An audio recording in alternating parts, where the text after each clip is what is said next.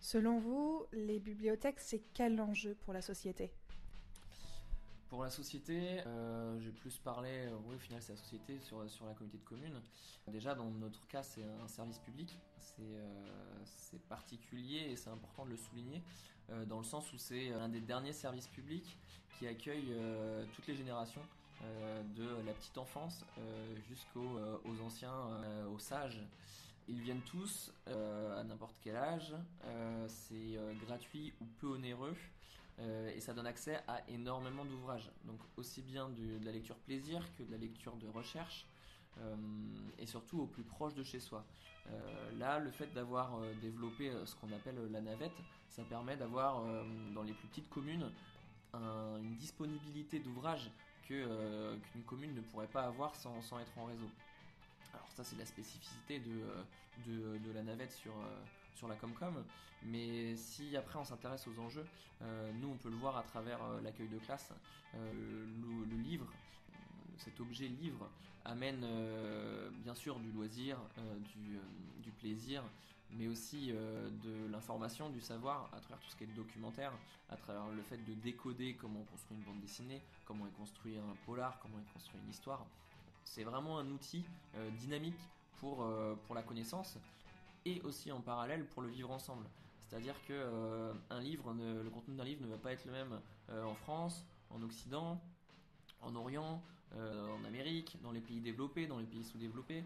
Voilà, va y avoir vraiment différents contenus, différentes valeurs, différentes visions qui permettent de faire voyager justement tout ça et de s'ouvrir et de se questionner. Le livre, c'est aussi ça, ça questionne, ça ouvre, ça enrichit. Et ça peut être aussi tout simplement du plaisir. Et on peut le voir, le livre il est chez soi près du feu, il est en vacances sur la plage, il est dans le train pour le temps d'un transport. Combien de personnes dans le métro parisien prennent le temps de lire à travers leur trajet? C'est vraiment un outil de voyage. C'est pareil, ça fait voyager aussi. En fait, c'est un outil qui est assez pluridisciplinaire et grâce aux bibliothèques, on peut avoir accès à cette pluridisciplinarité à moindre coût. Donc je dirais que c'est aussi ça, c'est aussi une ouverture à moindre coût, une bibliothèque pour la société. Est-ce que tu as une lecture préférée? Un livre, une histoire préférée? Oui, Minilou. Alors toute petite, mes parents lisaient beaucoup, il n'y avait pas la télé, donc effectivement, moi j'ai eu des livres dans les mains, vraiment toute petite, dans mon enfance, enfin petite, hein. Après... Voilà. Ça a toujours été là. Ouais, ça a toujours été là. Est-ce que la lecture est quelque chose que vous partagez avec votre entourage? Oui, et pas que la lecture, la bibliothèque aussi. À chaque fois que les filles débarquent, en fait, elles font un tour dans la bibliothèque et je vois mes rayonnages qui s'amoindrissent. Pour moi, c'est avant tout un moyen de s'informer, c'est un loisir. Et c'est un autre moyen de le faire que par internet ou chez soi, car il y a le contact humain. Et il n'y a pas forcément que le contact humain des personnes qui travaillent, c'est aussi des rencontres de personnes qui ne sont pas du tout intéressées parce que nous, on est intéressés. Et c'est toujours intéressant d'avoir plusieurs points de vue. J'aime bien partager les livres que je lis des fois avec ma maman, mais aussi avec mes amis parce que j'aime bien avoir leurs avis sur certains. Pas forcément de les lire, mais ne serait-ce que d'avoir un avis sur un type de livre ou sur un roman qu'eux ils ont apprécié. Et moi je partage mes lectures des fois, donc voilà, oui c'est quelque chose que j'aime bien faire. C'est quelque chose que je vais souvent partager avec ma mère, surtout parce que c'est elle qui va me présenter beaucoup de livres spirituels que je trouve très intéressants pour juste apprendre à vivre en fait, et aussi avec mes amis sur tout et n'importe quoi. Pourquoi avoir voulu être bénévole dans les médiathèques? Alors déjà ma retraite, je voulais m'occuper et la lecture a toujours été une passion. Mais quand je travaillais, comme beaucoup de personnes, on n'a pas forcément le temps de lire, on est trop fatigué, hein. Donc je me suis vraiment remise à lire et à reprendre le goût de la lecture à la retraite, et devenir bénévole à la médiathèque, forcément c'était l'idéal pour cibler tout type de lecture, parce que moi j'étais surtout dans les romans plutôt après-guerre, et à la médiathèque j'ai découvert plein d'autres choses, notamment les romans policiers, les BD, plein de choses quoi. Donc je me suis mise à lire un petit peu de tout, alors qu'avant je ciblais effectivement que des romans. Le livre qui m'a le plus marqué, en fait je pense qu'on lit pas forcément, on n'a pas le même type de lecture suivant notre âge. Plus jeune, je lisais beaucoup, alors ça va pas être un livre, ça va plutôt être un auteur. Je lisais beaucoup Roald Dahl, donc forcément avec Charlie et la chocolaterie & Co. Ça m'a pas mal marqué. Alors je l'ai lu et on me l'a lu aussi à l'école, donc je pense que l'amour de Roald Dahl est venu par là aussi.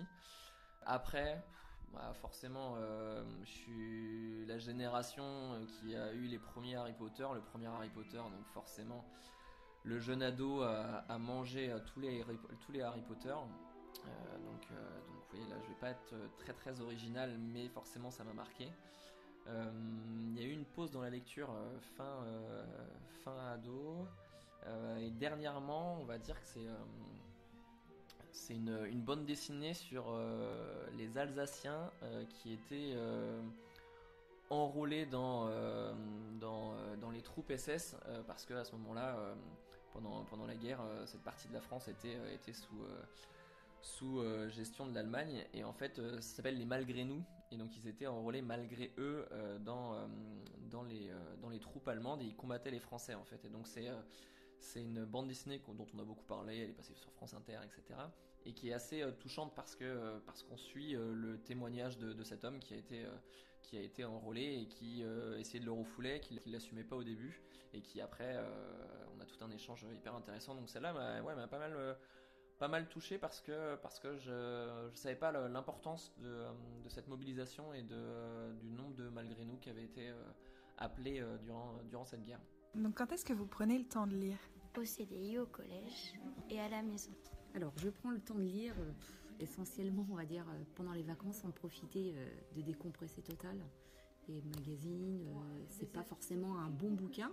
Après, c'est vrai qu'il y a des moments où j'aurais envie de me trouver un bon livre, mais j'arrive jamais à trouver le bon livre qui pourrait me faire vraiment adorer la lecture, quoi. Donc, mais c'est plus par manque de temps. Mon genre de livre préféré, il est assez large. En général, j'aime beaucoup tout ce qui est gothique et un peu effrayant, mais en fait, vraiment, ce qui me plaît dans la lecture, c'est un univers, en fait. C'est le fait d'être vraiment plongé dans un univers. Et du coup, mon genre préféré, c'est vraiment tout ce qui est question de tout ce qui va vraiment te faire voyager en dehors de ta réalité. J'aime beaucoup Jules Verne, j'aime beaucoup les paysages de Jules Verne et me plonger dans ses livres. J'aime beaucoup aussi les dystopies et me plonger dans des sociétés qui sont difficiles, etc. Et vraiment les livres d'horreur, les livres gothiques, etc. Voilà. Alors, est-ce que tu as un livre qui t'a marqué plus que les autres ? Ah oui, complètement. C'était au lycée. Je suis tombée par hasard dans le CDI sur La cause des femmes de Gisèle Halimi. Et ça m'a ouvert l'esprit, les yeux. Enfin, je ne suis pas devenue féministe pour autant, mais ça m'a vraiment bouleversée, ce livre. Vraiment, vraiment. Alors, mon livre préféré, un livre que je conseille beaucoup, c'est Stephen Hawking, parce que c'est sur la science, et c'est A Brief History of Time. Et voilà, c'est un livre que j'ai vraiment adoré, qui est parfois compliqué à comprendre, mais qui est, ma foi, très intéressant.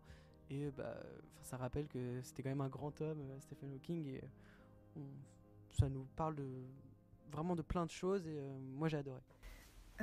Alors, quels enjeux représentent les bibliothèques et médiathèques pour la société ?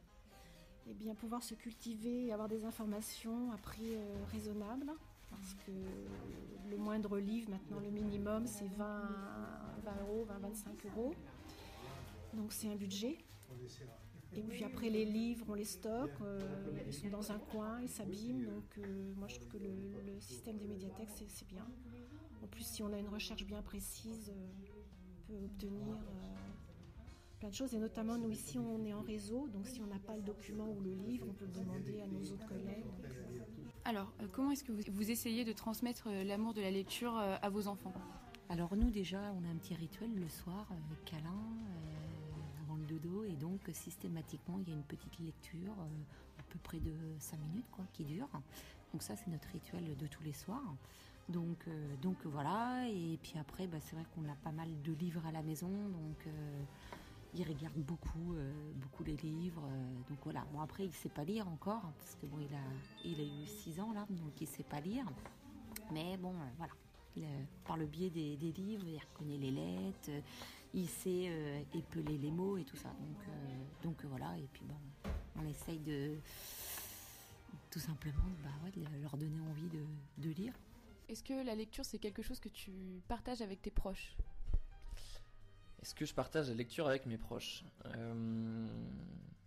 Alors, est-ce que je la partage ? Est-ce que je lis avec des personnes en même temps ? Il peut y avoir ce qu'on appelle la lecture partagée, où en fait chacun lit une partie et après on les met ensemble et on découvre le livre suivant plusieurs regards. On va pas dire que je fais ce type de lecture-là, partagée, mais par contre je partage des coups de cœur. Je partage des coups de cœur. S'il y a un livre que j'ai bien aimé, je vais l'offrir, même si la personne elle n'est pas forcément lectrice. Alors je vais pas offrir un pavé à quelqu'un que je considère pas lecteur ou qui se considère plutôt lui-même pas lecteur, mais des petits livres avec des belles valeurs, des belles morales. Si jamais j'ai des coups de cœur, ça peut être un cadeau, donc je le partage. J'aime bien justement offrir des ouvrages à des personnes qui ne se considèrent pas comme lecteurs et justement les amener à découvrir et montrer que maintenant en fait il y a de la lecture pour tout le monde et voilà. Est-ce que vous avez un personnage de livre qui vous marque plus que d'autres ou que vous aimez particulièrement ? Non, pas spécialement. Quels enjeux représentent les bibliothèques pour la société ? Pour moi, c'est justement avoir un lieu où on peut avoir une trace un peu de l'histoire, que ce soit véridique ou pas véridique, et aussi un lieu où on peut aller s'évader, où on peut un peu se couper de la réalité, ou justement carrément s'ouvrir les yeux sur la réalité. Pour moi, les bibliothèques, c'est un enjeu primordial dans la société. C'est quelque chose qui donne accès en fait très facilement au livre, et le livre pour moi est quelque chose d'important pour la société. C'est quelque chose qui permet l'accès à des informations, à des questionnements sur le fonctionnement, sur notre fonctionnement en tant que société. Il y a des livres très intéressants sur le féminisme, il y a des livres très intéressants sur le racisme et sur tout un tas de formes d'oppression, et ça nous fait vraiment progresser, je pense, en tant que société, et c'est important que ces savoirs-là ils soient accessibles à tout le monde, à mon avis en tout cas. La littérature, la littérature s'empare de l'ambiance sociale qui peut émerger comme ça. Donc le hashtag MeToo par exemple, là dans la littérature adolescente, il y a plein de titres qui sont sortis. De même là avec le phénomène des gilets jaunes, je pense qu'on va voir émerger très rapidement une littérature sur ces faits sociaux. Ouais. Alors dans ma vie j'aime bien lire, mais c'est vrai que je lis pas beaucoup. En fait j'ai besoin d'un livre qui me passionne et qui m'aide vraiment dedans. Donc ça peut être n'importe tout type de livre, hein, parfois très, très différents les uns des autres, mais quand j'aime un livre, je peux en lire beaucoup. Quand j'aime un type de livre, je peux en lire beaucoup. Mais voilà. Et puis, bon, comme je suis en section littéraire, je lis quand même pas mal donc on m'impose des livres, mais c'est souvent très intéressant. Mais j'aime lire. Est-ce que vous auriez un livre à conseiller à une personne qui ne lit pas du tout ? Non, alors ça c'est très difficile parce qu'il faut quand quelqu'un vient à la médiathèque et en nous disant je sais pas quoi lire, on essaie quand même de les questionner un petit peu, hein, s'ils veulent de l'aventure, du sensationnel, des romans un petit peu à l'eau de rose. Non, il faut quand même essayer de cibler parce que je trouve que d'indiquer un livre, on va indiquer ce qui nous plaît, à nous, mais ça va pas correspondre forcément. Il faut quand même essayer de questionner un petit peu la personne et on y arrive. Si tu devais conseiller un livre à quelqu'un qui ne lit pas du tout, qu'est-ce que tu lui conseillerais, là, comme ça, d'instinct ? Là, comme ça, d'instinct, en fait, on fait un petit peu ça dans la bibliothèque parce qu'il y a des personnes qui nous demandent des conseils. Et d'abord, on va essayer de se renseigner sur les types de... Au-delà de la lecture, s'il ne lit pas, il ne va pas pouvoir nous dire ce qu'il aime lire, mais qu'est-ce qu'il aime dans la vie. Ça va être, par exemple, si c'est quelqu'un qui aime être entouré de ses amis, qui aime partager avec ses amis, qui aime les bonnes bouffes, qui aime ces instants conviviaux, on va peut-être aller sur des documentaires autour de rencontres, de partage, ou alors de la bande dessinée dite de parcours de vie, où la personne elle va pouvoir avoir une lecture un peu plus sociale ou alors un petit peu plus humoristique, etc. En fait, on va d'abord s'intéresser à la personne dans ce qu'elle aime dans la vie pour pouvoir lui proposer une lecture. Après, si je connais pas du tout la personne et il faut que je fasse un cadeau, je vais peut-être choisir moi personnellement quelque chose d'humoristique pour attirer la lecture via l'envie de rire, l'envie d'être dans l'étonnement, etc. Donc j'ai 2-3 bandes dessinées que j'offre souvent à des personnes qui coûtent pas trop cher et qui me demandent pas un gros investissement pécunier et de recherche, et où je sais que ça va matcher parce qu'elle est toute petite et c'est tellement loufoque que ça va faire marrer la personne à l'instant T et ça va être mis dans sa bibliothèque, quoi. La lecture est-elle quelque chose que vous partagez avec vos proches ou pas ? Oui, absolument, avec ma tante, ma mère, ma cousine, ma sœur. J'ai même fait partager un livre à une amie à moi. Vraiment, c'est quelque chose qui se partage. Après, parfois, je lis les mêmes livres qu'eux. Et parfois même, on essaye de les lire ensemble avec ma cousine pour pouvoir vraiment se partager nos points de vue, etc. Mon tout premier rapport au livre, c'était la petite bibliothèque de mon village et des bénévoles qui étaient très très impliqués et qui connaissaient ma maman, donc étaient toujours ravis de m'accueillir et ravis de pouvoir prendre les livres que je voulais, etc. Et qui m'ont fait découvrir Roald Dahl. Et aussi, c'est la collection du Club des 5 que m'a transmis ma maman, qu'elle lisait quand elle était petite. Et elle me les a tous donnés et je les ai tous dévorés. Si tu devais choisir un super-héros, là, comme ça, qu'est-ce que tu prendrais ? En fait, il n'y en a qu'un seul qui me vient en tête, ou qu'une seule, je dirais ma maman.